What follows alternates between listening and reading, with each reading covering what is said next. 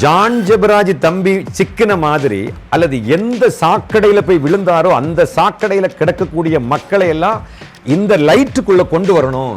இந்த நறுமண பூங்காவனத்துக்கு அழைத்து வர வேண்டுமானால் அந்த சாக்கடையில விழுந்தவனால தான் கொண்டு வர முடியும். இதனால லாஜிக்கு அப்போ கொலைகாரனை கொண்டு வரணும்னா கொலை செஞ்சவனால மட்டும்தான் கொண்டு வர முடியுமா? ஜான் ஜெபராஜை விடவும் மோசமான பாவம் செஞ்சவங்க மெட்ராஸ்ல இருக்கிறாங்க, எனக்கு தெரியும். எல்லா ஊர்லயும் இருக்கு.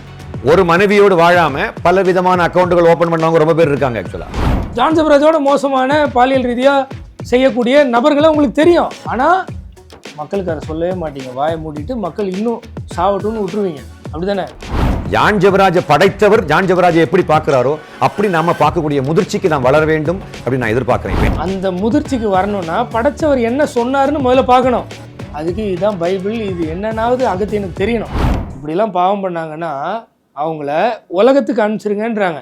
நீங்கள் இங்கே வச்சுக்காதீங்க, உங்களுடைய சபையை கூடி வருதில்லை, இல்லை உங்களுடைய ஃபெல்லோஷிப்பில் சேர்க்காதீங்க. ஏன்னா ஆண்டவருடைய வருகை அப்போவாவது அவன் இப்படி வெளியில் அனுப்பிட்டாலாவது அவன் மனம் திரும்பிட மாட்டானா? ஏன்னா இது ஆண்டவர் நியமித்த நியமனம். முதல்ல நீ போய் சொல்லணும், அப்புறம் அவனுக்கும் உங்களுக்கும் காமனாக இருக்கிற பெரியவங்கள வச்சு சொல்லணும்.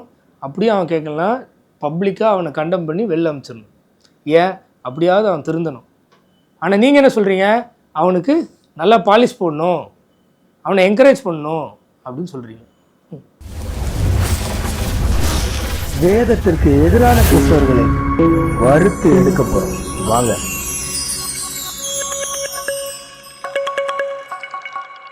ஆனா அவர் செஞ்ச தப்பை பெருசுபடுத்தி அவரை துரத்தி அவரை கிண்டல் பண்ணி அவருக்கு எதிராக அவரை திரும்ப அவரை தீர்ப்பு சொல்லக்கூடிய ஒரு கலாச்சாரத்தை தான் இன்னைக்கு கிறிஸ்டியானிட்டியில் பார்க்க முடியுது. அப்படியா? ஜாதி பார்க்குறவனை எவ்வளோ கார்னர் பண்ணீங்க, எவ்வளோ தீர்ப்பு சொன்னீங்க மிஸ்டர் அகத்தியன்? சொல்ல முடியுமா? அப்போல்லாம் உங்களுக்கு இந்த ஞான உதயம் இல்லை. ஒருத்தவன் தவறான காரியத்தை செஞ்சு இழிவான ஆதாயத்தில் ஏதோ சுற்றிக்கிட்டு இருக்கான், அவனுக்கு இவ்வளோ பரிந்து பேசக்கூடிய நீங்கள் ஜாதி பார்க்குறவனை ஏன் பரிந்து பேச முடியல உங்களால்? பதில் வருமா? அப்போ இயேசுநாதர் கொஞ்ச நேரம் தரையில் ஏதோ எழுதுறாரு. எழுதிட்டு உங்களுள் பாவம் செய்யாதவன் இவள் மீது முதலாவது கல் எடுத்து எறியட்டும் அப்படின்னு சொல்கிறார். பைபிளில் பழைய உடன்படிக்கையில் பாவம் செய்யாதவங்க தான் கல் எடுத்து எறியணும் அப்படின்னு ஒன்றும் இல்லை. ஏன்னா அப்படி பார்த்தா பாவம் செய்யாதவன் தான் பாவம் செஞ்சவனுக்கு தண்டனை கொடுக்கணும் அப்படின்னு யாருக்கும் தண்டனை கொடுக்க முடியாது. ஏன்னா பைபிள் சொல்லுது எல்லாரும் பாவம் செய்து தேவ மகிமையற்றவர்களானால். ரோமர் 3ஆம் அதிகாரத்துடைய 10:23. இப்போ எல்லாரும் இங்கே இயேசு கிறிஸ்துவே சொல்கிறாரு, நல்லவன் ஒருவனும் இல்லையே அப்படின்னு ஒரு வார்த்தை இயேசுவே சொல்கிறாரு. நல்லவன் ஒருவனும் இல்லை, அப்போது நீங்களும் நல்லவன் இல்லை. ஜாதி பார்க்குறவன்லாம் கெட்டவன் மனுஷனே இல்லைன்னு ஏன் பேசுகிறீங்க? சிம்பிளான கேள்வி. புரியுதா இல்லையா? புரியலைன்னா சொல்லுங்கள், நான் திரும்பியும் வேறு ஏதாவது வழியில் கேட்குறேன், இல்லை ஃபோன் பண்ணி கூட பேசுகிறேன், இல்லை நேரில் வரணும்னா நேரில் கூட பேசுகிறேன். நான் கேட்ட கேள்வி புரியுதா இல்லையா? அதனால் எல்லாருமே குற்றம் செஞ்சவங்க தான். ஒரு சிலருடைய குற்றம் பெரிய குற்றமாக கருதப்படும், பெரிய குற்றமாக வெளியில் தெரியும். அதை நான் முதல்ல சொன்னேன் பார்த்தீங்களா, அவர் சிக்கினவர், நம்மலாம் சிக்காதவர். ஆனால் இயேசு எதுக்கு இங்கே வர்றாரு, இயேசு எதுக்கு இந்த உலகத்துக்கு தேவை அப்படின்னா, எந்த எக்ஸ்டெண்டுக்கு போன ஒரு ஃபில்த்தி ரோகு ஒரு ரஃபஸ்ட் ஒரு பர்சனையும் ஒரு ஃபைனஸ்ட் செயின்டாக மாற்றுகின்ற வலிமை உண்டு, அப்படிப்பட்ட ஒரு ஸ்கோப் உண்டு என்று இந்த உலகத்துக்கு சொல்ல வந்தவர் ஆண்டவராகிய இயேசு கிறிஸ்து. இந்த உலகத்துக்கு சொல்ல வந்தவர் ஆண்டவராகிய இயேசு கிறிஸ்து, மாற்றுக்கிறதே இல்லை. ஆனால் அது ஜான் ஜெபராஜுக்கு எப்படி பொருந்தும்? ஒருவேளை அது ஜான் ஜெபராஜுக்கு பொருந்ததுன்னா ஜாதி பார்க்குற எல்லாருக்குமே அது பொருந்துமே. ஜாதி பார்க்குற கேடு கெட்டவனாக இருக்கிற மனுஷனே இல்லாத மிருகம், அப்பேற்பட்ட கேவலமானவன் கூட ஆண்டவர் மாற்ற முடியும்னு இருக்கிறதுக்காக அவன் ஜாதி பார்த்துட்டு இருக்கான் அப்படின்னு எடுத்துக்க முடியுமா? ஆனால் ஜான் ஜெபராஜ் விஷயத்தில் மட்டும் நாங்கள் அப்படி எடுத்துக்கணும்ல. இப்போ இருக்கக்கூடிய இதே ஜான் ஜெபராஜ் கூட ஒரு நாள் நிச்சயமாக என் மனசுக்குள்ளே தோணுது, சொல்லும்ல ஒளிமயமான எதிர்காலம் நம் இதயத்தில் தெரியும். அதே மாதிரி அவருக்கு இந்த எக்ஸ்டெண்ட் வரைக்கும் போயிட்டு ஒரு யூடர்ன் போடக்கூடிய ஒரு வாய்ப்பை இறைவன் கொடுப்பார் அப்படின்னு நான் நம்புகிறேன். யூடர்ன் போடக்கூடிய வாய்ப்பை ஆண்டவர் எல்லாருக்கும் கொடுப்பார், அதில் மாற்று கருத்தே கிடையாது, சரியா? ஆனால் நீங்கள் சொல்லக்கூடிய இன்டென்ஷன் முழுசாக கேட்டிங்கன்னா புரியும். மக்களை நல்லா கேளுங்க, இவருடைய இன்டென்ஷன் என்னன்னு. ஜான் ஜெபராஜை விடவும் மோசமான பாவம் செஞ்சவங்க மெட்ராஸில் இருக்கிறாங்க, எனக்கு தெரியும். எல்லா ஊர்லயும் இருக்கு. ஒரு மனைவியோடு வாழாம பல விதமான அக்கௌண்ட்டுகள் ஓபன் பண்ணவங்க ரொம்ப பேர் இருக்காங்க. ஆக்சுவலா அவங்க எல்லாம் மாட்டல. அவங்க ஒரு பெரிய விஷயமா யாரும் எடுக்கல. ஜான் ஜெபராஜுக்கு எதிராக இதெல்லாம் வந்ததுக்கு காரணம் என்னன்னா அவருக்கு மேல ரொம்ப பொறாமையாளர்கள் இருக்கிறாங்க. ஆக்சுவலா அகத்தியன், நான் டைரெக்டாகவே கேட்குறேன், நீங்கள் எவ்வளோ கேவலமானவர் உங்களுக்கு தெரியும், ஆனால் யாரையுமே வெளியில் காட்டி கொடுக்க மாட்டீங்களே. இன்னும் அவங்க இன்னும் மோசமாக மக்களை வஞ்சிக்கலாம். அவங்க எவ்வளோ ரொம்ப பேர் உங்களுக்கு தெரியும், 2-3 அக்கௌண்ட் வச்சுருக்கிறவங்கள, அதாவது அவங்க ஒய்ஃபை தவிர 3-4 கனெக்ஷன் வச்சுருக்கிற பாதிரிமார்களை உங்களுக்கு தெரியும். ஆனால் மக்கள்கிட்ட வந்து இந்த மாதிரிலாம் இருக்காங்க, உஷாராக இருங்க அவங்கள்ட்டன்னு சொல்லவே மாட்டீங்க. ஜான் ஜெபராஜோட மோசமான பாலியல் ரீதியாக செய்யக்கூடிய நபர்களை உங்களுக்கு தெரியும், ஆனால் மக்களுக்கு அதை சொல்லவே மாட்டீங்க. வாயை மூடிட்டு மக்கள் இன்னும் சாவட்டும்னு விட்டுருவீங்க. அப்படி தானே? நல்லா இருக்குல்ல? ஒருவனுக்கு நன்மை செய்ய திராணி இருந்தும் செய்யாமல் இருந்தால் அது பாவம்னு ஆண்டவர் சொல்லியிருக்காரு.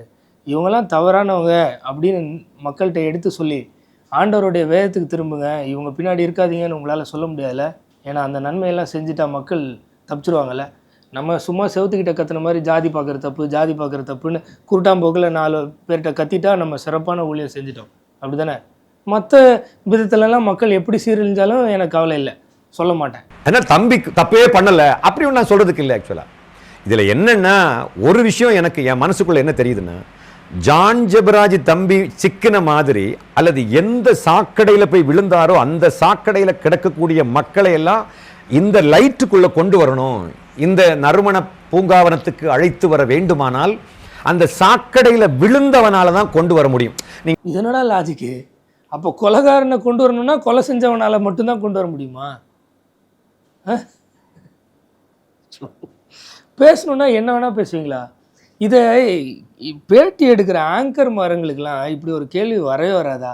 அவ்வளவு தூரம் வாழ்ந்து அசிங்கமா வாழ்ந்து குற்றமனசாட்சியோட தற்கொலை சிந்தனையில் இருக்கக்கூடிய ஒரு ஆளை கூட கர்த்தர் பக்கம் கொண்டு வர அந்த லைட்டு கிட்ட இந்த கருணாமூர்த்தியிடம் அழைத்து வருகின்ற வலிமை சில சமயத்தில் என்கிட்டயோ என்னை சூழ்ந்திருக்கக்கூடிய ஊழியக்காரங்கள்ட்டையோ கூட கடவுள் கொடுக்க மாட்டார். யாருக்கிட்ட கொடுப்பாருன்னா அந்த தப்பில் விழுந்து எழும்புனா தெரியுமா அவங்ககிட்ட அந்த பொறுப்பை கொடுப்பாரு அப்படின்னு நான் நினைக்கிறேன். இது எவ்வளோ பெரிய அபத்தம்! ஆண்டவருடைய சுவிசேஷத்துக்கு வல்லமே இல்லை அப்படின்னு சொல்கிறாரா? சுவிசேஷம் வந்து ஒரு மனிதனை ஆண்டவர்கிட்ட கொண்டு வராதா? இந்த மாதிரி பாவத்தில் உளுந்து எந்திரிச்சவனுக்கு தான் வல்லமை இருக்கா? ரட்சிக்கப்படுகிறவர்களுக்கு அது தேவபலனாக இருக்கும், இல்லாதவங்களுக்கு அது பைத்தியமாக இருக்கும்னு வசனம்லாம் அகத்தியனுக்கு தெரியாதுல்ல. அப்போ பாலுக்கு பிரசங்கம் பண்ணி கொண்டு வரணும்னா அனனியா வந்து பால் மாதிரி எல்லாரையும் சாவடித்த நபராக இருக்கணுமா? இருந்தால் தான் பால் வருவாரா? ஸ்தேவானை கல்லடித்து கொண்டவங்களுக்கெல்லாம் சுவிசேஷம் சொல்லணும்னா ஸ்தேவானை கல்லடித்த குரூப்லேருந்து ஒருத்தனால் மட்டும்தான் முடியுமா? நீங்கள் உருவ குத்தின இயேசு அவர் தான் மேசியான்னு பேதுரு பெந்தகோஸ்தே நாளில் சுவிசேஷம் சொல்லணும்னா பேதுருவும் இயேசுவை குத்தி இருக்கணுமா? அப்படியா? அதனால தான் 3000 பேர் ரட்சிக்கப்பட்டாங்களா? அந்த வல்லமை ஆண்டவர் அந்த மாதிரியான ஆளுக்கு தான் தேடி கொடுப்பாரா? யார் சொன்னா அப்படிலாம்? உங்கள் சொந்த கதை சோக கதையெல்லாம் எவனாவது கேட்டானா? வேதத்தில் நீங்கள் சொல்கிற கதையெல்லாம் இருக்கா? தம்பி விழுந்துட்டாரு, கண்டிப்பாக அவன் எழும்புவான் என்று எனக்கு முழுசாக தெரியும். இதுக்கு பேர் தான் நியாய தீர்ப்பு. அது உங்களுக்கு தெரியுமா? அவன் வரவே மாட்டான், அவன் கண்டிப்பாக நரகத்துக்கு தான் போகிறான் அப்படின்னாலும் அது நியாய தீர்ப்பு தான். கண்டிப்பாக வந்துடுவான்னு சொன்னாலும் அது நியாய தீர்ப்பு தான். அது ஆண்டவரோட கையில் தான் இருக்குது. நீங்களும் நானும் டிசைட் பண்ண முடியாது, சரியா? இதுக்கு பேரும் ஜட்ஜ்மெண்ட்டு தான். ஜட்ஜ் ரைட்சியஸ்லின்னு ஆண்டவர் சொன்னாரே தவிர குத்து மதிப்பாக இப்படி குருட்டாம்போக்கில் அடிச்சு விட்டு நியாயத்திற்காக ஆண்டவர் சொல்லவே இல்லை. ஏன்னா இது ஒன்றும் எனக்கு புதுசாக தெரியல. எனக்கு தெரியும் எவ்வளோ பேர் எந்தெந்த பிரச்சனையில் நாடு முழுக்க இருக்கிறாங்கன்னு எனக்கு நல்லாவே தெரியும். எத்தனை பேர் ட்ராக் மாறி போயிட்டு இருக்கிறாங்க, எத்தனை பேர் புதுசாக அக்கௌண்ட் ஓப்பன் பண்ணியிருக்காங்க. ஊழியக்காரங்களே குடிக்கிறவங்க இருப்பாங்க, குடிக்கலாமா?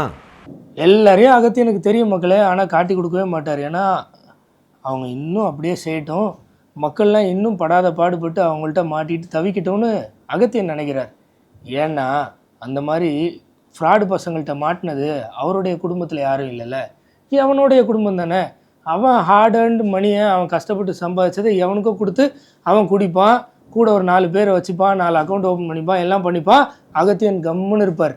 ஏன்னா பாதிக்கப்பட்டது அகத்தியன் வீட்டில் உள்ளவங்க இல்லை.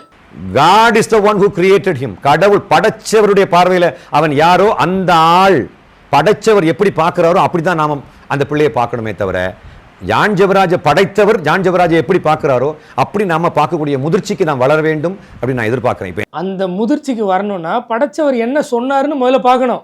அதுக்கு இதுதான் பைபிள், இது என்னன்னாவது அகத்தியனுக்கு தெரியணும். நான் படிக்கிறேன் யாக்கோபு 1:14-15. அவனவன் தன் சுய இச்சையினாலே இழுக்கப்பட்டு சிக்குண்டு சோதிக்கப்படுகிறான். பின்பு இச்சையானது கற்பந்தரித்து பாவத்தை பிறப்பிக்கும், பாவம் பூரணமாகும் போது மரணத்தை பிறப்பிக்கும். இதுதான் படைச்சவரோட எண்ணம். ஆனால் அகத்தியரோட எண்ணம் என்ன தெரியுமா? அவர் அனுமதிச்சார். எதுக்குன்னா அங்கே லாஸ்ட்டு போய் இங்கே யூட்டர்ன் பண்ணிட்டு வந்தால் தான் அந்த லாஸ்ட்டில் இருக்கிறவன கையை பிடிச்சி தூக்க முடியும். இதுதான் மெச்சூரிட்டி அகத்தியன். என் மனசுக்கு தோன்றதெல்லாம் சத்தியம் கிடையாது அகத்தியன். ஆண்டவருடைய வார்த்தை என்ன சொல்லுதோ அதுதான் சத்தியம். பார்த்துட்டு இருக்கக்கூடிய ஒவ்வொரு, அது கிறிஸ்டியன்ஸ் ஆகட்டும், இந்துக்கள் ஆகட்டும், நம்ம எல்லாரும் யோகியர்கள் அப்படின்னு வெளியில் சொல்லிக்கலாம். ஆனால் உள்ளுக்கு நாம் யாராக இருக்கிறோங்கிறது நமக்கும் அந்த பரமாத்மாவுக்கு தான் தெரியும். இதை ஜாதி பார்க்குறவங்களுக்கும் நினச்சிக்கிறீங்களா, எடுத்துக்கிறீங்களா? அப்படி எடுத்தீங்கன்னா நீங்கள் என்ன பண்ணணும்? எங்கள் கூட்டின்படி இல்லை, உங்கள் கூட்டின்படி வாயை மூடிட்டு வீட்டுக்குள்ளே இருக்கணும். நியாயம் தானே? நான் எங்களுடைய பிலீஃபை சொல்லலை, வேதம் இப்படி சொல்லுது அதனால நீங்கள் பேசாதீங்க அப்படிலாம் நான் எதுவும் சொல்லலை.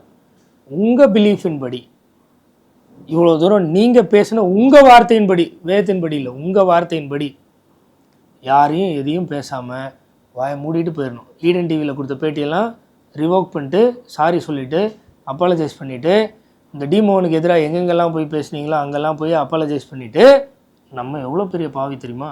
நம்ம அவர் மாட்டினார், நம்ம மட்டும் மாட்டலன்ற மைண்ட் செட்டோட ஓரமாக போய் உட்காந்துக்கணும். சரிங்களா?